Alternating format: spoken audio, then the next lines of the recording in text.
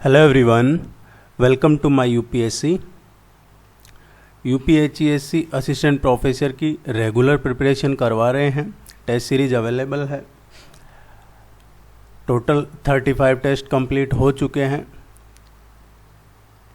अगर आपने test series join नहीं की है तो टेस्ट सीरीज़ का लिंक है नीचे डिस्क्रिप्शन में अवेलेबल है। कॉन्टैक्ट डिटेल भी नीचे डिस्क्रिप्शन में अवेलेबल है। आप टेस्ट सीरीज ज्वाइन कर लीजिए, उससे आपकी रेगुलरिटी बनी रहेगी। आपको क्या पढ़ना है उसका पता रहेगा आपको, और परफेक्ट प्रैक्टिस होती रहेगी। सो आप टेस्ट सीरीज ज्वाइन कर लीजिए। ये आज हम जनरल स्टडीज़ का टेस्ट नंबर 36 डिस्कस करेंगे। टेस्ट सीरीज में आपको टोटल जो आपके एग्जाम में 30 क्वेश्चन आते हैं, 30 क्वेश्चन मिलते हैं टेस्ट में, यहाँ पे आपको पूरे नहीं करवाए जा रहे हैं। Let's begin.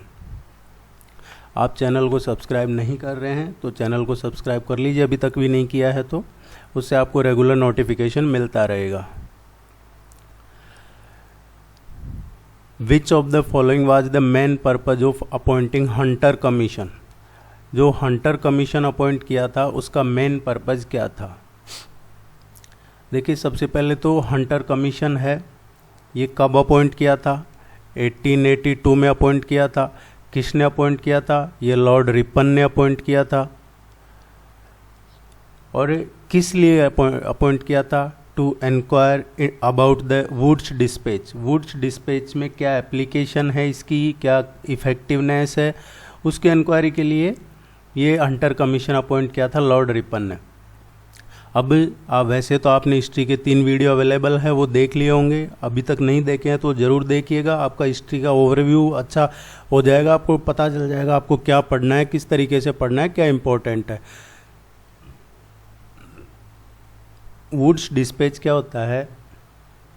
ये 1854 में एक्चुअली जो बोर्ड ऑफ कंट्रोल था उसका प्रेसिडेंट था चार्ल्स वुड। चार्ल्स वुड ने एक रिजोल्यूशन पास किया था, उसको ही वुड्स डिस्पैच बोलते हैं, और उसी के लिए हंटर कमीशन बैठाया था। वुड्स डिस्पैच में क्या था, ये क्वेश्चन पूछा गया है कई बार एग्जाम में। इसमें देखिए, जो इंग्लिश एजुकेशन है, इंग्लिश एजुकेशन का को बढ़ावा देने के बारे में है, और स्पेशली वीमेंस के लिए एजुकेशन के बारे में है। और तीसरा कहें तो इसमें ये था कि जो एलिमेंट्री या जो प्राइमरी एजुकेशन है उसको आप लोकल लैंग्वेज में, और जो यूनिवर्सिटी है यूनिवर्सिटी लेवल पे इंग्लिश मीडियम में। ये इसमें वुड्स डिस्पैच में है। सी इसका करेक्ट आंसर होगा।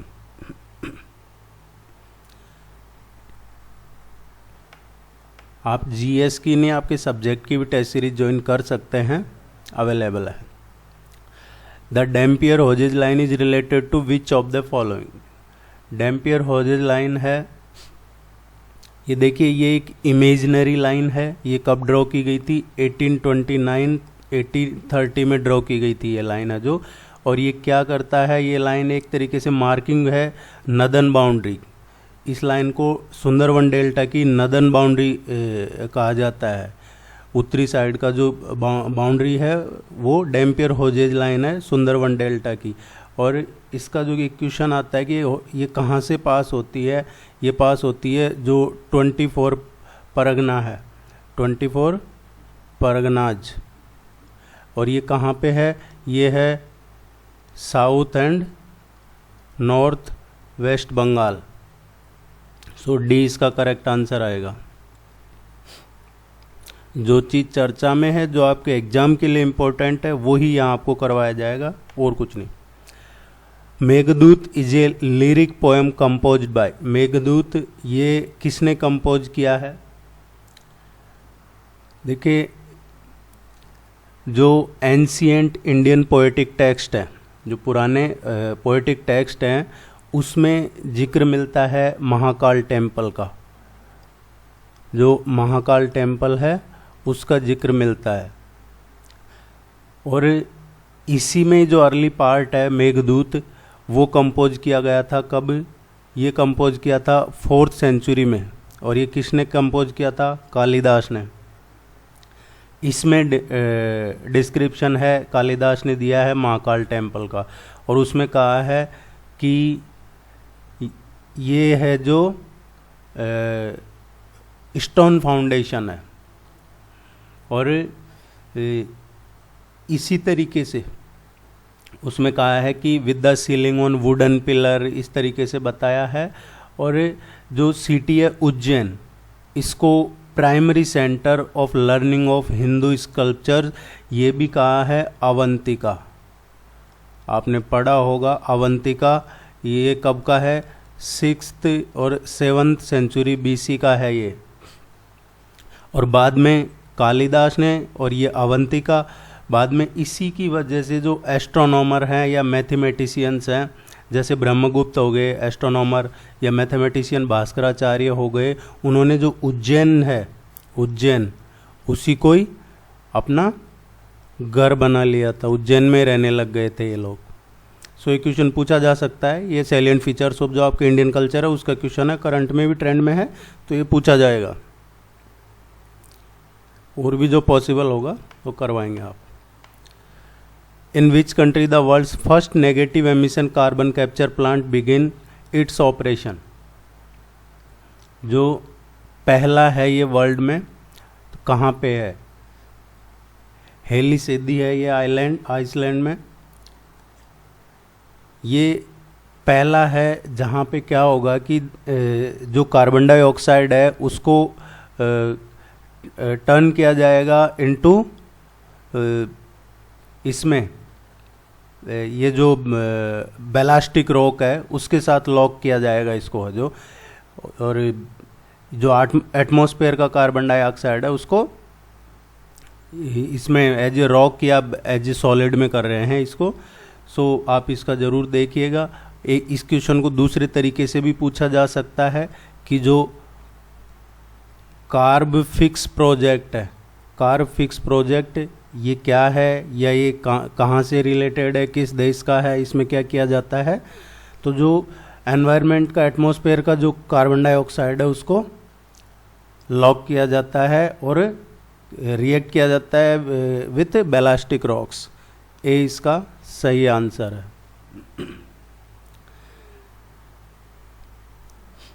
टेस्ट सीरीज में आपको नोट्स मिल जाते हैं और कंप्लीट आपका अच्छे से सिलेबस भी हो जाएगा, रिवीजन भी हो जाएगा, प्रैक्टिस भी हो जाएगी। Among the following presided over the Surat session of Indian National Congress in 1907, जो इंडियन नेशनल कांग्रेस है उसका सूरत अधिवेशन हुआ था 1907 में, उसकी अध्यक्षता किसने की थी। देखिए ये इस तरीके का जो INC है, इंडियन नेशनल कांग्रेस, इसका एक क्वेश्चन पूछा जा सकता है क्योंकि लास्ट लगभग 2 ईयर से इनका ये जो इलेक्शन है प्रेसिडेंट को लेके वो चल रहा है ट्रेंड में, चर्चा में, तो इसलिए एक क्वेश्चन ऐसा पूछा जा सकता है, आपके सिलेबस में भी है। अब ये सूरत सेशन की बात करते हैं, ये 1907 में हुआ था और ये इसकी जो अध्यक्ष थे वो थे रास बिहारी घोष। ये चर्चा में क्यों है, क्योंकि अभी जो पोजीशन है वो वैसी कुछ थी उस टाइम पे भी।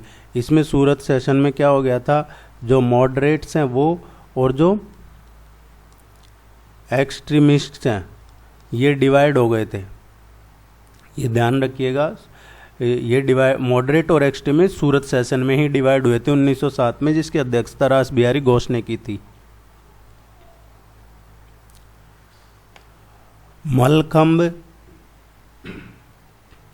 Mallakhamb is the state sports of which state in India. देखिए ये भी वैसे तो करंट अफेयर का समझिए इसको, या फिर आपके जो कल्चर वाला पोर्शन है उसका है। ये किस स्टेट का स्टेट स्पोर्ट है, राज्य खेल है।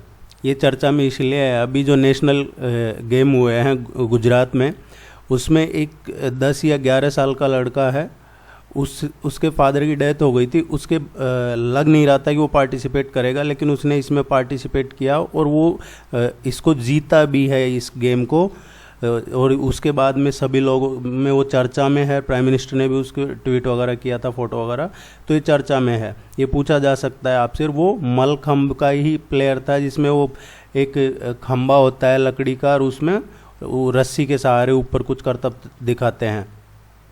इसको जरूर देखिएगा आप, इसी खंबे को ये मलखम्ब कहा जाता है। अब ये किस स्टेट का है ये मलखम्ब, 2013 में मध्य प्रदेश ने इसको अपना राज्य खेल घोषित किया था। सी इसका करेक्ट आंसर है।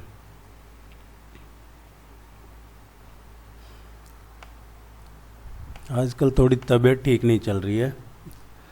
Central processing unit performs read और राइट ऑपरेशंस डायरेक्टली विथ, जो सीपीयू है परफॉर्म्स रीड और write operation directly with. CPU किसके साथ ये रीड और राइट ऑपरेशन परफॉर्म करता है? ये है रैम। ये आपके आईसीटी का कंप्यूटर का क्वेश्चन है। आप सब्सक्राइब जरूर कीजिएगा, सब्सक्राइब नहीं कर रहे हैं तो कर लीजिए, अभी तक नहीं किया तो, उससे सपोर्ट बना रहता है।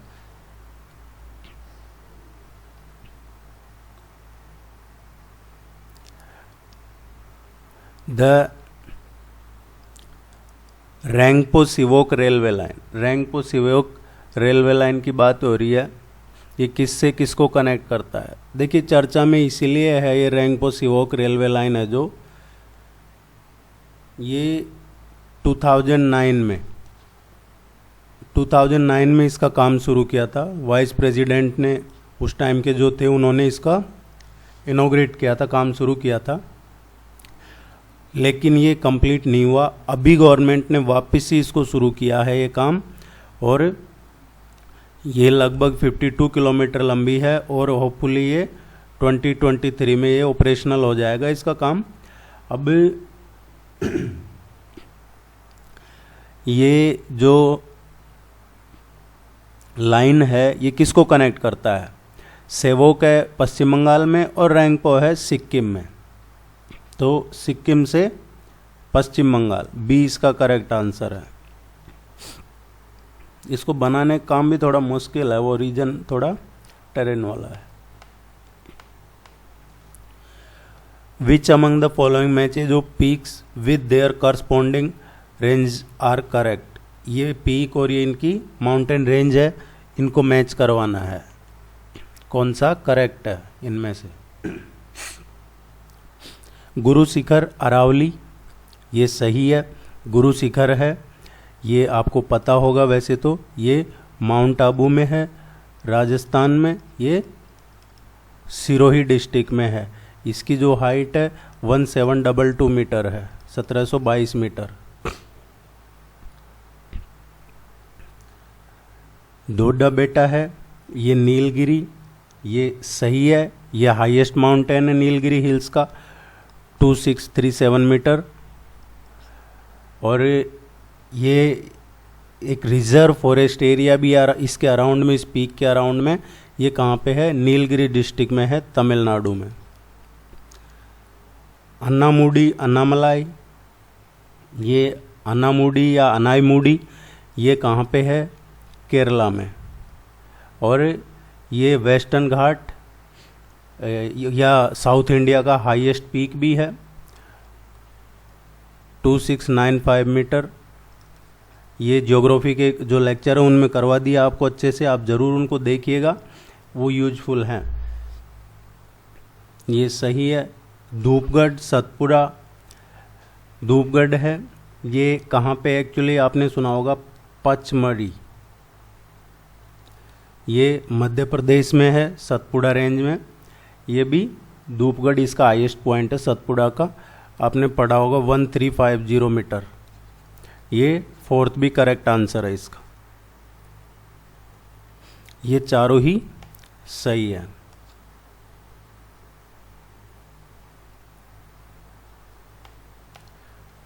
Who headed the national commission on urbanisation? देखिए पिछले 2 साल से चाहे अर्बन डेवलपमेंट हो चाहे अर्बन नक्शल हो, ये टर्म काफ़ी यूज किया जा रहा है। सो इस तरीके का क्वेश्चन एक्सपेक्टेड है एग्जाम में, इसको देखते हैं। ये जो कमीशन बना है अर्बनाइजेशन पे, उसके अध्यक्ष कौन थे? गिरिजापति मुखर्जी, गिरिजापति मुखर्जी है। इन्होंने एक कमेटी बनी थी म्युनिसिपल एडमिनिस्ट्रेशन के लिए, म्युनिसिपल एडमिनिस्ट्रेशन 1974 के लिए, उसको ऐड किया था गिरिजापति मुखर्जी ने। और ये किस पे बनी थी? जो म्युनिसिपल एडमिनिस्ट्रेशन है उसमें क्या बजट रिफॉर्म्स होंगे, बजट रिफॉर्म्स क्या होंगे, उस पे बनी थी ये कमेटी। रफ़ीक जकारिया इन्होंने कमेटी को हेड किया था, जो अर्बन लोकल बॉडीज़ पे बनी थी 1963 में। अर्बन लोकल बॉडीज़ पे बनी थी कमेटी, उसको ऐड किया था। वो किस पे बनी थी कमेटी, जो इसमें अर्बन लोकल बॉडीज़ में क्या फाइनेंशियल रिसोर्सेज होंगे, फाइनेंशियल रिसोर्सेज के बारे में। सीएम कोरिया, ये जो कमेटी है ये 1985 टू 88 के बीच में रही है, इसको हेड किया था इन्होंने। और ये बनी थी urbanisation, national commission on urbanisation के बारे में। के.एन. सहाय की बात करें तो ये जो अर्बन लोकल बॉडीज़ हैं या फिर जो म्यूनसिपल कॉरपोरेशन है 1982 में बने थे, किसके लिए कि जो अर्बन लोकल बॉडीज या म्यूनसिपल कॉरपोरेशंस हैं उनमें कॉन्स्टिट्यूशन पावर या लॉ क्या रहेगा, क्या कानून रहेगा, क्या संविधान किस तरीके की क्या रहेगा, इसको स्टडी करने के लिए स्टडी ग्रुप था, उसको हेड किया था के.एन. सहाय ने। ये चारों ही क्वेश्चन, चारों ही स्टेटमेंट इम्पोर्टेंट है, ऑप्शन आप इनको लिख सकते हैं कहीं, या टेस्ट सीरीज ज्वाइन करते हैं तो ये सब आपको मिल जाता है। देखिए आप टेस्ट सीरीज ज्वाइन यहाँ पे करते हैं, वीडियो देखने से क्या है कि आप हो सकता है आपको समझ में रहे, लेकिन लास्ट में तो आपको पढ़ना पड़ेगा, लिखना पड़ेगा, पढ़ना पड़ेगा। मुझे पता है बहुत से आप में से यहीं पे पढ़ के यहीं से लिखते हैं, यहीं से नोट्स वगैरह बनाते हैं, तो उसमें आपका टाइम भी जाता है। और अभी है जो आपको अगर टेस्ट सीरीज ज्वाइन करते हैं तो ये आपको लिखना नहीं पड़ता है, ये सब आपको पूरा डिटेल में सॉल्यूशन के साथ मिल जाता है, उसमें आपका टाइम बचता है। यहाँ आप देख लीजिए और फिर आप टेस्ट सीरीज में आपको ये मिल जाता है, तो आपको सिर्फ पढ़ना पड़ेगा, उससे आपका रिवाइज हो जाएगा। The Biraja temple, Raja Rani temple and Samaleswari temple are located at which state, ये टेम्पल्स कौन से स्टेट में हैं। देखिए जो बिरजा टेम्पल है ये एक हिस्टोरिक टेम्पल है, और ये कहाँ पे है, ये है जाजपुर में, जाजपुर में है ये। और ये कब का है, ये बनाया गया था 13th सेंचुरी का। दूसरा जो राजरानी टेम्पल है ये कहाँ पे है, ये भुवनेश्वर में है, भुवनेश्वर में है, और ये 11th सेंचुरी का है। और तीसरा जो टेम्पल है, देखिए राजरानी टेम्पल इसलिए ज़्यादा चर्चा में है, इसको सुना होगा आपने, ये पंचतंत्र स्टाइल पे है, पंचरथ जो स्टाइल है, पंचरथ जो स्टाइल है उस पे बना हुआ है ये। तीसरा जो सामलेश्वरी टेम्पल है, सामलेश्वरी टेम्पल ये है जो आपने सुना होगा महानदी, महानदी के किनारे बना हुआ है ये। और ये महानदी भी ओडिशा में है, भुवनेश्वर भी ओडिशा में है, और जाजपुर भी ओडिशा में ही है। ये इसका करेक्ट आंसर है।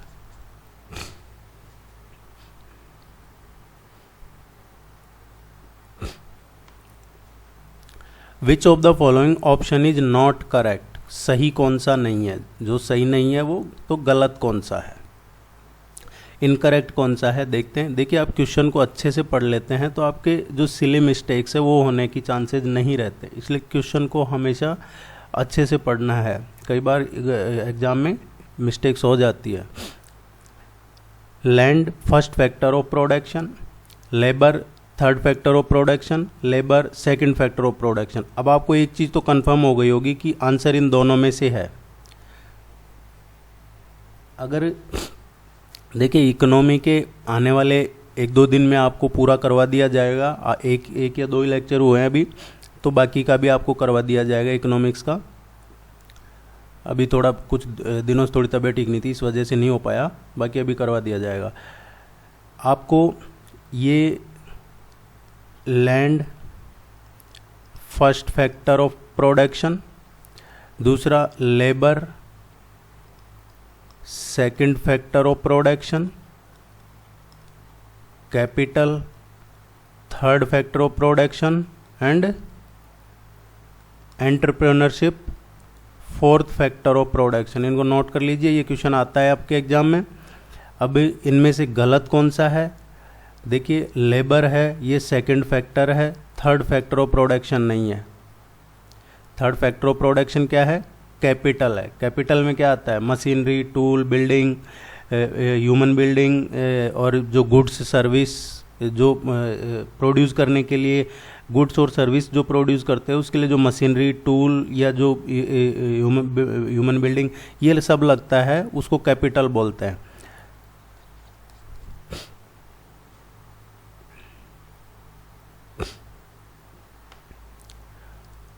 who have signed MOU for recognition of teacher education in special education program in India। ये MOU किसके बीच में साइन हुआ है? टू रिकॉग्नाइज दिस, तो ये rehab council of India and national council for teacher education, D इसका correct answer है। देखिए टेस्ट सीरीज़ का लिंक नीचे डिस्क्रिप्शन में, आप ज़रूर ज्वाइन कीजिएगा। अभी टाइम है, आप तैयारी कर सकते हैं अच्छे से, थ्रोली फॉलो करते हैं टेस्ट सीरीज़ को, तो आपको कोई नहीं रोक रहा जीएस में क्लियर करने से एग्ज़ाम। 20+25 तक आप इजीली कर सकते हैं अपना स्कोर। चैनल को सब्सक्राइब जरूर करके जाइएगा। All the very best, good luck, thank you very much.